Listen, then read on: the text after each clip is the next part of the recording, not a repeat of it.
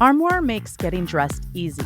With a clothing rental membership from Armoire, build the perfect wardrobe with brands that are high quality, unique, and recommended just for you. All you have to do is take a 5-minute style quiz and select items from your dynamic, personalized closet. The styles show up at your door in as little as 2 days. Then, when you're ready for new clothes, just swap them out for more new-to-you styles. Like many of you, my personal style has evolved over the years. But if I want to try something new, sometimes it's hard to know what pieces will work for me. Rather than going to the mall for hours and spending too much money on pieces I might not like, Armoire allows me to rent high-quality designer clothing for any occasion. I can try styles I never considered before without worrying about the store's return policy. Of course, all of this sounds great, but what's even better is that it's a woman-founded business. You benefit from finding the perfect outfits, all while supporting a business that was built by women just like us. Right now, our listeners can give Armoire a try and get up to 50% off of their first month. That's up to $125 off. Just visit armoire.style/murderintherain. That's ARMOIRE.style/murderintherain, one word, to get up to 50% off your first month and never worry about what to wear again. Try Armoire today.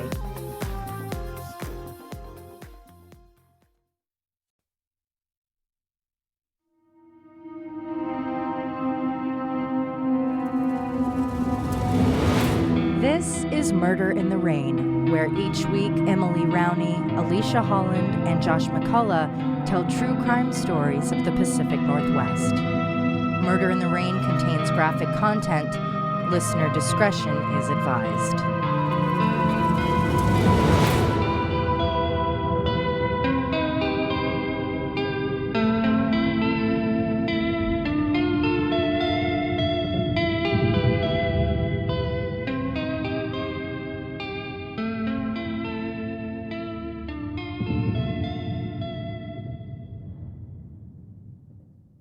In the early 1980s, a terrifying pattern started to emerge: young women and girls disappearing from the Seattle-Tacoma area.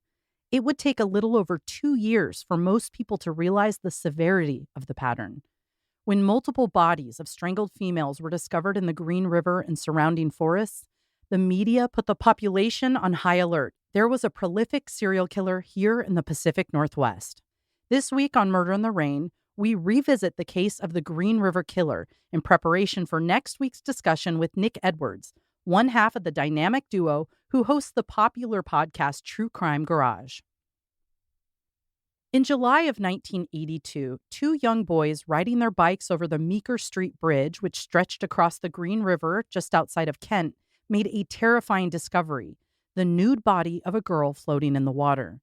The body turned out to be 16-year-old Wendy Lee Caulfield, who had been strangled with her own clothing and her body disposed of in the river. The last time anyone had seen Wendy was on July 8th, when she was spotted in the Tacoma area. After running away from a juvenile detention center in Pierce County, Wendy began participating in sex work to support herself. After the discovery of Wendy's body, the proverbial floodgates opened, and within weeks, the bodies of 4 more young women were discovered in or around the same river.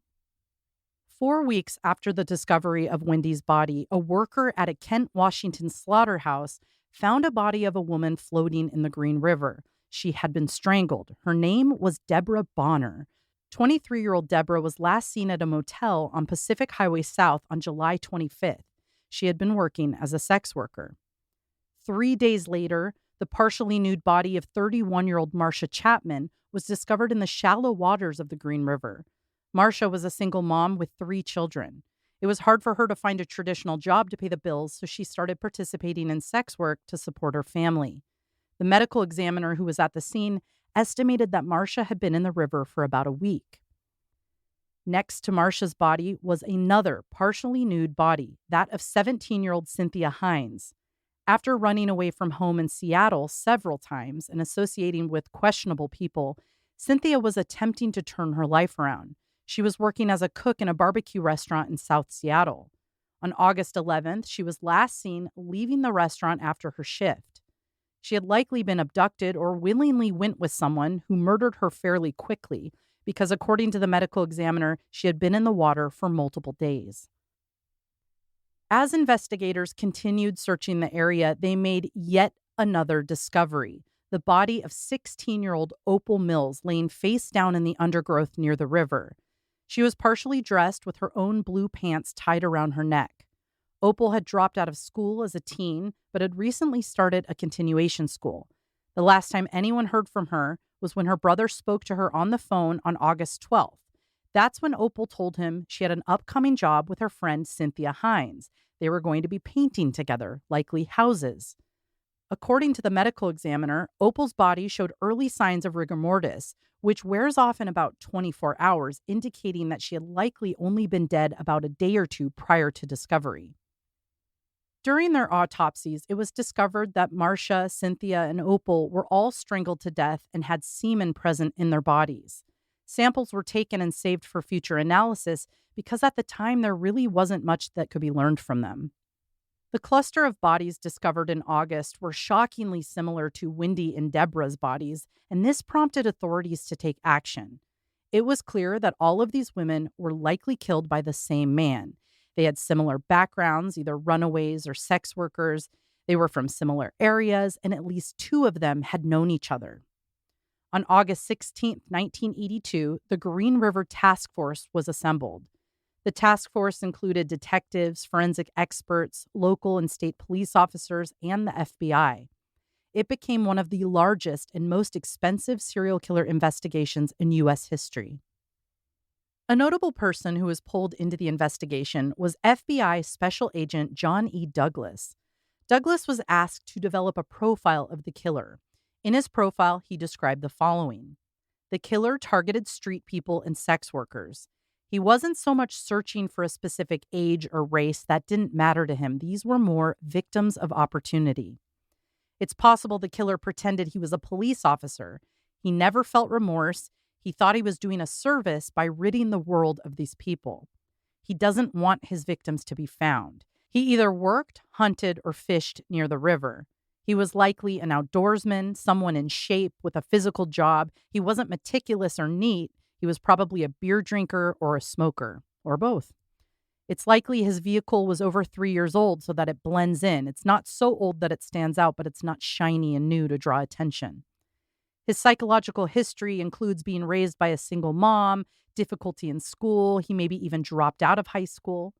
He's likely average to above average intelligence. He's attracted to women. He's Caucasian, in his mid-20s to early 30s. He won't ever stop killing. He's nocturnal and a cruiser. It's likely he's following the media coverage of the case. He takes trophies from his victims and might even give them to people in his life. We would learn later that this profile is a mixed bag. Some of the theories are right on the nose, others are close, and some are completely wrong. Emily, if you have this in front of you, what were some of maybe the bigger things that were most accurate and inaccurate? Well, one of the things that we learned that was pretty creepy was the trophies. So he did take the trophies, and it was often jewelry, shoes, things like that. And he would give the jewelry to people like a coworker so he could see them wearing them. Oh, that's so gross. I'm sure you told us that years ago when you first covered this story. But maybe because it was stuff shorter. like that is always just so extra gross because you're adding to the victimization. Yeah. Now that woman is a victim in her own way, being Yeah. part of this gross game for him. That's so foul. And they were right about the cars, but he also changed cars frequently, and he had a job painting vehicles, so he could easily change what his car looked like. He did know the area. He did fish the area. He didn't really mind the age and race. His victims are typically younger, but he definitely had ones that were older. It was more about their life on the streets or their runaways, or it was just like you said, a victim of opportunity. Yeah, So I was that going to right. say, if he wasn't being picky, then it's just whoever he comes across. Yeah, because some of them were coming right out of their work, right? And they weren't street people. And what's interesting that Nick and I talk about in the next episode is this idea of him being nocturnal. That was really pushed. Like, people go for sex workers at night. That wasn't the case. A lot of the time it was very early morning because that's when he could get away with it. Like, hey, honey, I'm going to work early. You know, like, well, and obviously people don't expect it. Even the professional is saying Right. he's nocturnal. And then unlike we talked about the Malala Forest killer and how he was always drunk, he didn't partake in that kind of stuff. He was sober. So it is a mixed bag. Like some of it is very accurate. Others it's like that's kind of the norm, so it's easy to assume that. And then the other thing that I thought was funny was the intelligence, because he's noted as having a low intelligence, even though and we talked about this the first time we covered this case, he did advanced things like try to hide his crime scene with garbage and posed people and changed up where he dumped them. So he was thinking about it. Like the intelligence he had just happened to be focused on this. For murdering people. Exactly. Yeah. So I find that interesting. But yeah, I think a lot of it was pretty accurate, though. The deluge of bodies discovered monthly continued as time ticked on despite the best efforts of the task force. In 1983, the bodies of 9 more women were located near or in the Green River. By 1984, the count increased drastically after 13 more women were found dead. While most victims still succumbed to strangulation, it seemed the killer had switched it up between manual strangulation and using ligatures. In 1984, victims were found in wooded areas rather than the early discoveries in the river. 2 years into the investigation, the number of victims had climbed to 26, and the task force was willing to follow any lead. They staked out the area known as the Strip, where many of the victims seemed to go missing from in SeaTac. They warned sex workers that they were being targeted and to share any information they might have on likely culprits or suspicious people. But they were also willing to explore more non-traditional methods of finding their man. After escaping prison twice and murdering a confessed 30 women, Ted Bundy was finally arrested after what could be described as a messy rampage killing in Florida. While he sat on death row awaiting his eventual fate, Bundy decided to draft a letter. In the letter, he offered his particular set of skills to help the Green River Task Force find their man. Who better to help them than another cunning serial killer? It's like crawling into the brain of the man you want to catch. It's like Silence of the Lambs. It's exactly like that. The task force included detectives Robert Keppel and David Reichert. Keppel had worked on the Bundy case, and the pair decided, what the heck, let's go see what Bundy has to say. In the very least, maybe they could get more information about him, his own methods, and his victims before he was put to death. They still believed there were victims they didn't yet know about. Several interviews with Bundy took place, and he was more than willing to share his opinions on the motivations, behaviors, and psychology of the man currently murdering women in the Pacific Northwest. He most notably pointed out the following. The disposal site was near the killer's home. He would probably change his disposal sites. The killer was likely visiting the sites where he left the bodies, possibly multiple times, and likely engaging in necrophilia. Bundy went on to suggest that if they waited at one of the dump sites long enough, it's possible the killer would return to visit the bodies and even have sex with them. So if they waited there, they could catch him. What we later learned is that most of what he said was true, and had the pesky media stayed out of the active crime scenes, the plan to lay in wait and catch a killer upon his return may have worked. Unfortunately, the case was too widely known, and by the time investigators were a couple hours into a crime scene, the media had already been tipped off. From what you know, would you say the FBI profiler or Ted Bundy had a better percentage rate of accuracy? Ooh, I'd say they're pretty similar. There were things that Ted Bundy was saying that were more about him. Right. But in terms of the ones I called out, they were extremely accurate, but you can learn about them. Keppel wrote a book that Nick actually plugs in the next episode. Okay. So I'll leave you to hear it there. Okay. Because it's one of his favorites. But he talks about it in more depth, and I have yet to finish that chapter. So, well, it's interesting. Yeah. So from what I know, they're pretty close. But by 1986, the body count had almost reached 40, and it was continuing to climb. Over the many years that the Green River case was active, authorities had multiple leads and a ton of suspects. While there were several primary suspects being investigated, 3 stood out. One of the more notable suspects was Melvin Foster.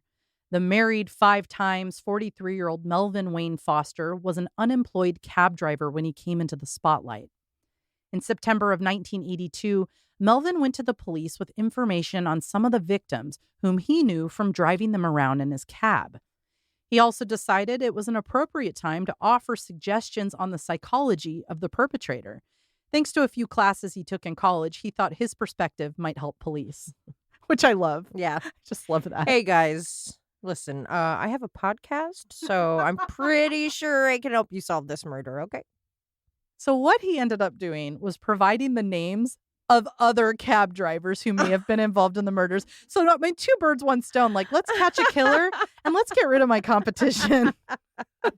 He had like a bad interaction with one of them. Be like, this guy, pretty sure he's a serial killer. He's going on the list. So while he puts their names on the list, he starts describing himself as someone that helped runaways.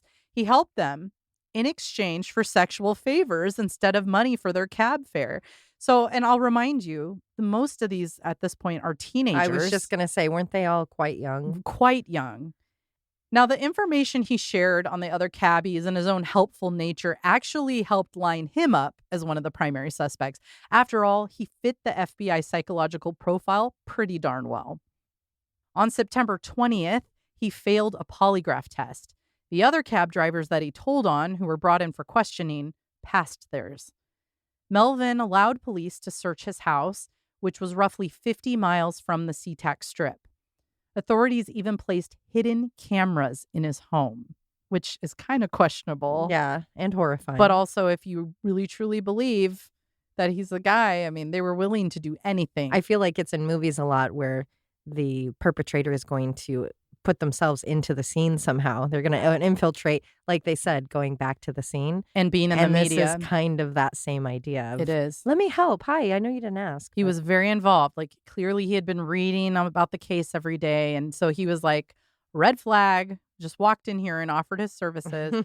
Now, he did let them into his house. He did give his blood sample. He was open with them. By September 25th, he was put on 24-hour surveillance, and this went on for over a month. And that surveillance showed him going back and forth to the banks of the Green River.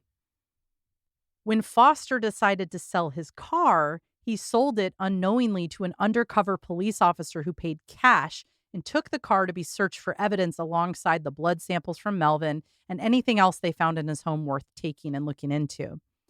Now, at this point, Melvin goes to the media himself, and he tells them he's a suspect, despite the fact that there was zero evidence in his home. His blood isn't linked to them. He's just, doing his duty and trying to help solve the case. Eventually, authorities who were once convinced he was the killer realized he likely wasn't, because he was right. There was nothing linking him, and they ended up taking him out of that primary suspect lead spot. Another suspect who was on the police radar was William J. Stevens. William was of keen interest to police for a few reasons. He lived in the area many of the victims went missing from, the Strip. And he also traveled to many of the areas where the bodies were discovered. More suspicious than that was the fact that he used multiple aliases and had fake identification for each alias. People in his life also shared with police that they had heard him say he wanted to hurt sex workers. When you say he traveled to those areas, do you mean those specific spots? I don't know that for sure. I would assume the general area. I mean, it was broad. The bodies were dumped, as you can imagine, 26 bodies over a large space of time, 40 by that, within a couple of years. So I can't say for certain. When his home was searched, his collection of police equipment was found. It included badges and handcuffs. And from all the true crime that we cover, we know that sometimes aligns with the dude was pretending to be a cop. Am I right? So that's what the cops were thinking. They remembered one of the profile items that the FBI developed was likely impersonates law enforcement. After thoroughly examining the dozens of boxes of evidence collected from his home, interviewing his friends, family, and coworkers, as well as following up on his whereabouts regularly, they were unable to link him to any of the crimes and crossed him off the suspect list. The third primary suspect was Gary Ridgway. Gary had a history with sex workers and had been questioned regarding the Green River killings multiple times. In 1984, Gary participated in a polygraph test to probe his interactions with local sex workers.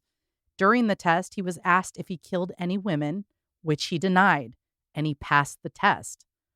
Alarmingly, in 1987, it surfaced that he had been seen with 2 of the victims before they went missing, as in the last person to have been seen with them. At this point, police searched his homes and his vehicles. They also requested a saliva sample from him so that they could compare it to the DNA collected from the victims. However, DNA testing was nowhere near advanced enough to be of any help in 1987. It would be years and multiple missed opportunities before police realized that Ridgway was their man. Talk about missed opportunity. I can't recall exactly which victims it was, but there were microscopic pieces of paint found on several victims. And had they collected paint from his work clothes and really looked into it, they could have matched it. And it's like, why didn't that? It was one of the biggest failures of this investigation were the paint chips, because when they went back in 2001, it was obvious. Yep. I know they knew about the paint and they just weren't thinking it was a huge clue, which is just so frustrating. Yeah, because everything at that point should be.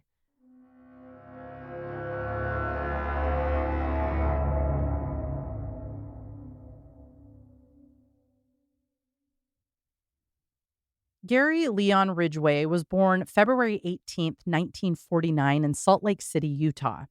He was the middle child and least favorite child of 3 sons born to Thomas and Mary Ridgway. There seems to be a norm in the serial killer world that they're a white male with mommy issues, and that's definitely the case here. According to Ridgway, his home life was troubled. His relatives agree that Mary, his mother, was domineering and that there was often violence in the home. At one point, his mother was described in a police report as breaking a plate over his father's head during a domestic dispute.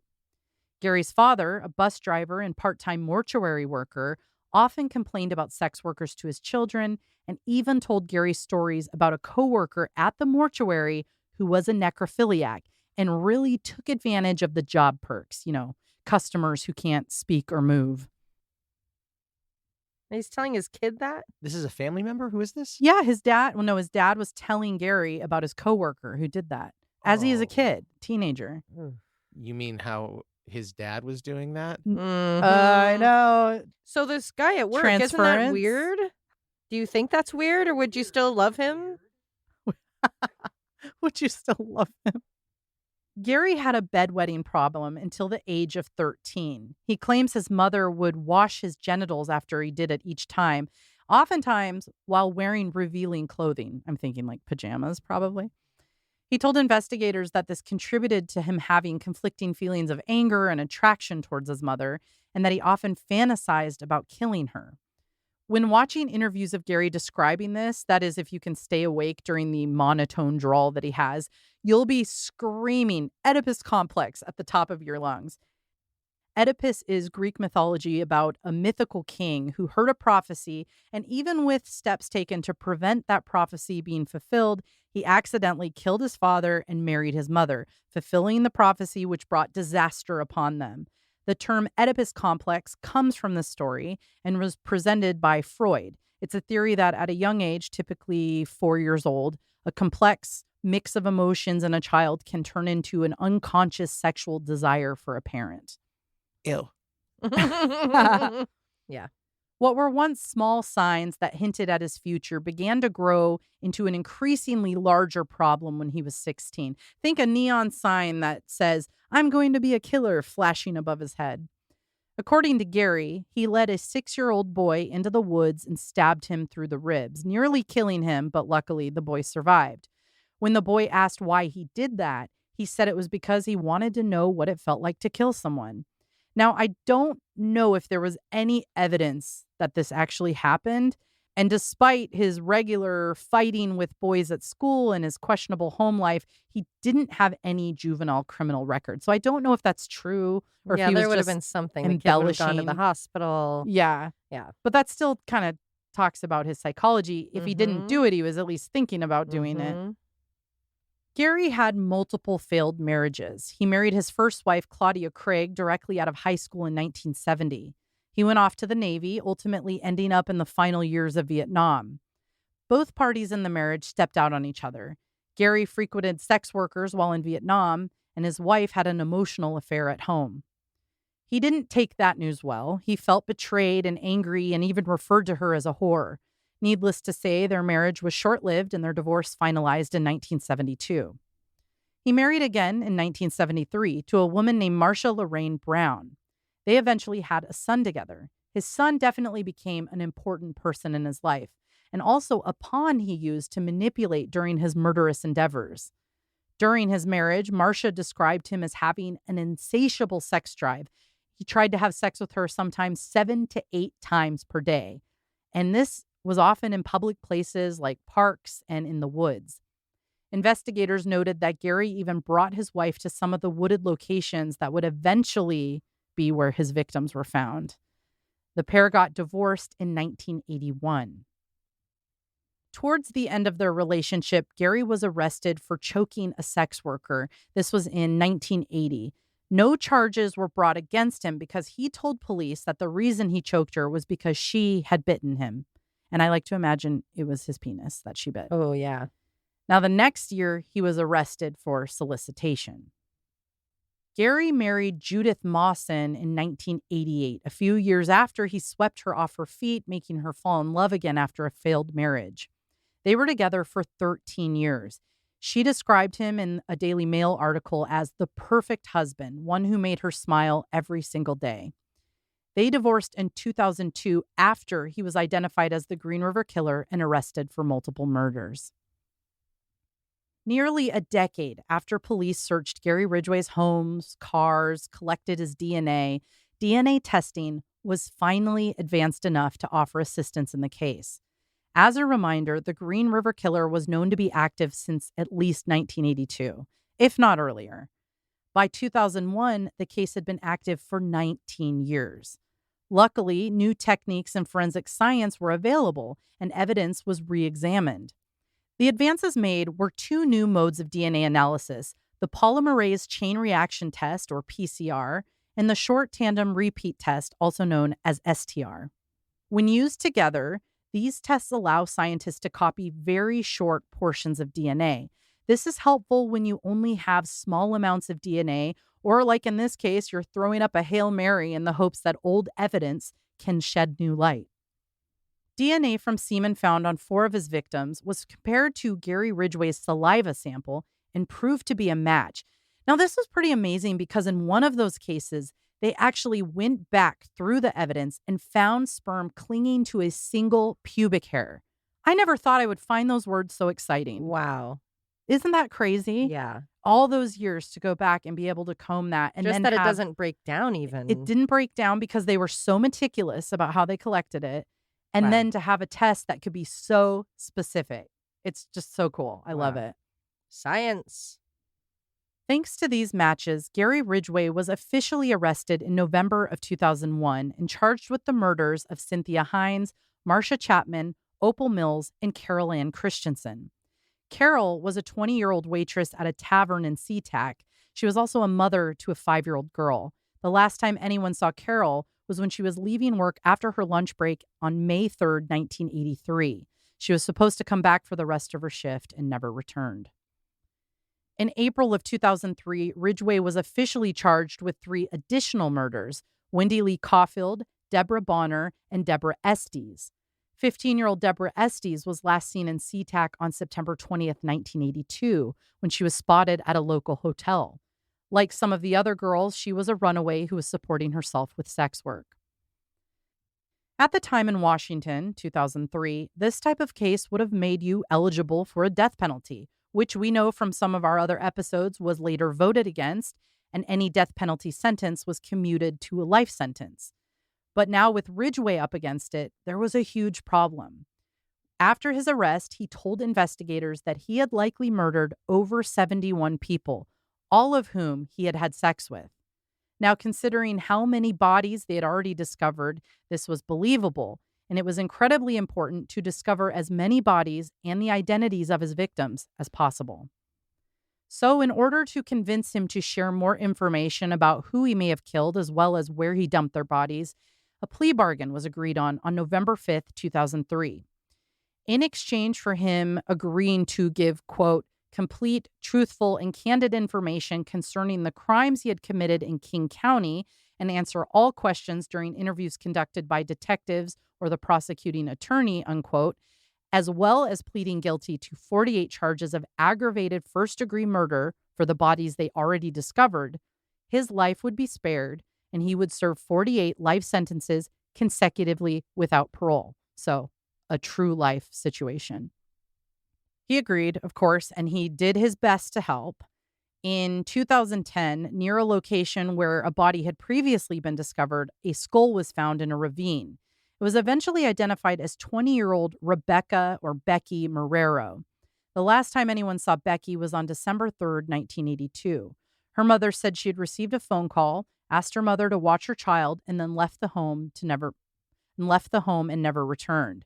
Interestingly, Becky was already assumed to be a victim because she had been friends with Deborah Estes, and police were aware of her missing status. Ridgway admitted to killing her, but claimed to have no memory of the details. He was charged with her murder, technically the 49th, in February of 2011. And more discoveries just kept happening. In 2012, remains that were found in Des Moines in 1985 were finally identified as Sandra Denise Major. A distant cousin was actually watching a Green River Killer documentary in 2012 and submitted their DNA for testing, and it was a match. How cool is that? What made anyone think in Des Moines? I think because they had family there and someone was missing and they wondered if it was their loved one. As if he went out there to visit his own family. Oh, Des Moines, Washington. Oh, Yeah, that makes more sense. It's south of Seattle. I see. Yeah. Never mind. I love that, though, because other people would think it. So, but isn't that cool that they were just like watching and were like, you know what? That could be That my rings a cousin. bell. I'm going to submit my DNA. Now, Sandra was reported missing on Christmas Eve in 1982, and she was known to have participated in sex work and was seen entering a vehicle that day in Seattle. Remains that didn't have an identification were often given a number, and luckily, we now live in a time where there is a new way to identify them. My favorite, genetic genealogy. The remains of Bones 10 were found in 1984 in a swamp behind a baseball field near SeaTac Airport. Thanks to the DNA Doe Project, a nonprofit group of volunteer genealogists, as well as a close family member of the girl who uploaded their DNA to GEDmatch in 2019, a familial match was made. She was ID'd as 14-year-old Wendy Stevens. Wendy ran away from her home in Denver, Colorado in 1983. One of his last victims went by the names Bones 17, and they were discovered next to the remains later identified as Sandra Denise Major in 2012. In 2022, Parabon Nanolabs, who we've mentioned in many episodes, helped with DNA testing and was able to compare the DNA of Bones 17 to relations in their system, allowing them to build a family tree and eventually narrow down who she was. Her name is Lori Ann Rizbosnik, and she was 15 when she went missing. Bones 20 was finally identified last year, 2023. Partial skeletal remains were found in 1985, and they were identified as Tammy Lyles in 1988. And this was done using dental records, like old school style, like let's take the x-rays and look at them. Tammy had disappeared from downtown Seattle in 1983. In 2003, another set of partial remains were found, and it wasn't until last year that they realized they belonged to Tammy. So her body was spread over 2 locations. Gary Ridgway currently resides in the Washington State Penitentiary in Walla Walla, where he will likely die. There were a few years he was passed back and forth, and he served a short stint in Colorado at a high-security federal prison, but he was returned to Washington in 2015. Now, like many of these guys, during COVID, he had hoped to get a special parole, but thankfully our justice system worked as it should and kept him where he deserves to be. It's one thing with these lower level offenders. Absolutely. Or some of the people that they let out, which we have talked about, ended up reoffending, and that was the gamble they took. But there's no way Gary Ridgway, a household name, A known prolific, our serial number one killer prolific serial killer of in the Pacific ever Northwest. is going to be let out for any reason whatsoever. I know. How delulu do you have to Wow. be? Give him a chance, guys. I think he had 16 of them when they were investigating. He's been it, so. reformed. His time behind bars. He'll do better. Now, I know we didn't cover every victim, which is something we always strive to do on our show, but there were just so many in this episode. Well, we were going to make it one episode with my interview with Nick Edwards, but it ended up being a little long. So we have separated it into 2 episodes, and we're going to talk to Nick next week. And I promise you, it's a great conversation. He has an amazing voice. And if you've never listened to their show, you should check it out. I do recommend looking at our blog because I will have a photo of every victim in the blog. And it's just, I don't know, look at their faces. These people were disregarded pretty much their whole life. And they were as important as any other victim we talk about. So go look at them. And the span of his crimes, I think Jeez, that's something as a community, as the Pacific Northwest, I don't know that has ever really been processed. No, I mean, a lot of people don't know about him, which is always shocking to me because it has been theorized that his victim count is at like 100. Right. There is a whole list that the task force developed of likely runaways and sex workers that he probably got, but their bodies have not been discovered or he doesn't remember them because he rarely looked at names. He didn't care. It was, hey, there's a girl, I'm getting her and I'm going to kill her. Yeah. And then just free to get away with it over and over and over again. Okay. Why would I slow down? Why would I only do it every once in a while if I can do it a couple times a week? I mean, he was averaging every 5 weeks a body. I think that's the number. It was every 5 weeks. I mean, and there was a time. So his second marriage was, Nick and I talk about this. His second marriage was tumultuous, and that's when he escalated. His third marriage, he was actually happy and in love, so he killed less.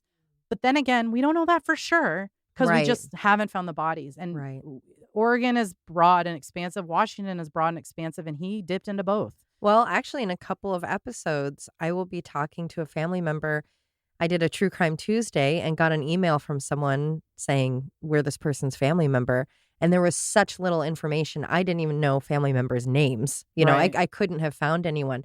So I was so glad they reached out. And because their sister was taken, they assumed, because she just vanished, they became a private investigator. And they have said, and obviously we'll get into it in that episode, that they believe their sister was a victim of him. And it was in Portland. And she has reasons for that, which we'll get into. But part of that being, we don't want to panic in 2 states, in 2 major cities. We don't want Seattle panicking and Portland. Oh, yeah.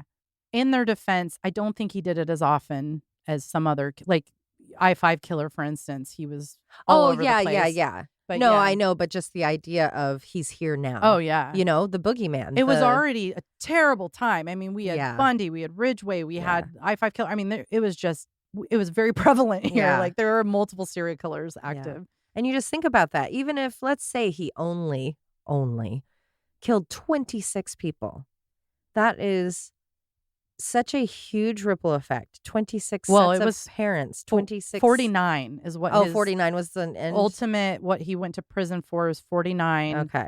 But so let's say it's 70 to 100. Only 50 and not the 100. I mean, that is such a huge number. People that knew them, they're so young. They were just in school. Oh, yeah. Teachers, classmates, friends, family members, friends in that community of sex work, kids, their own children. So many people affected by the loss of one person. Mm-hmm. Times that up to 100. That is thousands of people touched by and affected by his actions. And then think about the delay in getting your voice heard, because these were vulnerable people who were disregarded and weren't always investigated properly. So when they started to go missing, the pattern was picked up, but like, how long did that take? Yeah, how many people had to report things before it was seen as an issue? Now, a few of these girls came from, you know, a traditional neighborhood or traditional family, and they ran away, but most of them did not. Most of them were women of color, runaways, drug addicts, people who were doing sex low work. income. Right. Yeah. So I think that was hard on the families as well, as they're having to go and be like, I think my daughter could be one of them. And all the cops are doing are proving his point or proving why he's choosing those victims. Well, and it was the 80s, and we had the Malala forest killer here in Oregon Right. doing the exact same thing, trolling for sex workers and Yeah. killing them in the forest. So this was like a proven way to do what you want to do. Yeah. But luckily, the task force really helped people realize, like, oh, wow, this is a lot of people missing in their sex work. Like, we need to do something about this. Not to mention, it was happening in Eastern Washington as well. We had 2 active serial killers in Eastern Washington targeting sex workers. So, I mean, what a horrible time to be Yeah. alive, and what a Yeah. horrible time to be one of the most vulnerable population. Yeah. And that just, it riles me up. I get riled up because of conversations I've had with people who they still have that less than attitude about these people. It's like, how do you judge a human life? Yeah. And what makes you think you're not one step away from that? Yeah, some of these gals are just walking home from work. So if you don't have a car, you're a sex worker on the street. Like, Right. is that what we're saying here? Or like you wouldn't go to extremes if it meant putting food on the table for your kid? yeah, it's either that or you lose them. Like, if you have to make that choice, like, God forbid you do. Isn't it an insane percentage right now that people are living paycheck to paycheck? It's like the most ever. Uh-huh. Okay, so your business closes, you lose your job, then you can't pay rent. Next thing you know, you're on the street and you're just trying to pay for food, Yep. and that becomes the only option. And let's talk about this interesting new dynamic in our world. Sex work is almost on a pedestal these days Oh, because it's yeah. online. Mhm. And these girls can afford their lashes done and their hair Right. and their lip injections and new lingerie every day. And it's this like hip hop thing to do. Yeah, It's so bizarre. yeah, It's just bizarre to think about because it went from being this frowned upon, dirty profession that you were a street rat right. to now idolize. There are young girls looking forward to turning 18 and opening an OnlyFans. Right. So it's just a unique perspective that Yeah. I wanted to throw in there. But whatever it was, whether you had a drug addiction, you were trying to provide for your family, you were a runaway, their lives mattered. Mhm. And a lot of people were affected. And how fascinating to just now get an identification. Oh, one woman, they came to her door and told her, and I think it was 36 years she'd been waiting. Wow. I mean, can you imagine? I guess at that point, who can say? You don't know till you're in those shoes. You would almost hope that it had been him because at least he's caught. You know, if something bad was going to happen to your loved one, for all those years you're waiting and wondering, and then they connect it to say, yes, it's confirmed that it's her. And you can go, okay, the guy has already gone through trial. He's behind bars forever. You know, so yeah. he's not I'm sure there's a part- boogeyman that's out there. There's a part of you, though, that probably wishes you could have been a part of that. You know, Yeah. I think it would be, and this is my perspective because I am not in their shoes.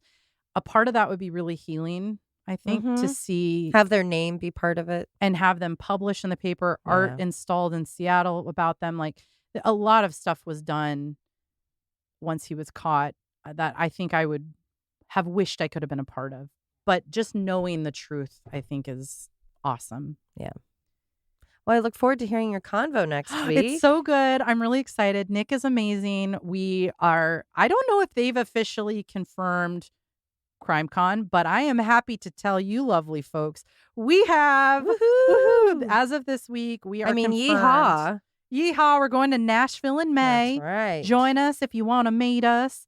We're performing at the Grand Ole Opry. I probably will be at a karaoke bar one night. Oh, yeah. But we're very excited. So keep your eyes on our Instagram because we will have a coupon code for you if you want to come and visit. And the hotel looks baller. So I'm excited about It that. looks like a very cool hotel. I got to get some boots. I got to do some new boot goofing. Well, you got to buy them there. Yeah, I want to go to like what is that, Tommy Llama store? Where Ooh, Tony Llama boots and get a nice Stetson. I have cowboy my boots. Yellowstone style. I'm bringing my cowboy boots and my jean shorts. Wow. Oh, me too. But my jean shorts go to my knee, and they have cargo pockets, Oh, so they're not sexy. sexy. Oh. Well, mine show my butt cheek. No, they don't. But Mine show maybe my maybe butthole. my new ones will. Anyway, come see us at CrimeCon. I'm hoping Nick and the captain are there. I know that they are doing the UK one, so maybe we can convince them to do the US one as well. And please listen to next week's episode and meet Nick Edwards if you've never heard him before. If you have, you know how great he is. Yeah, it's a good show.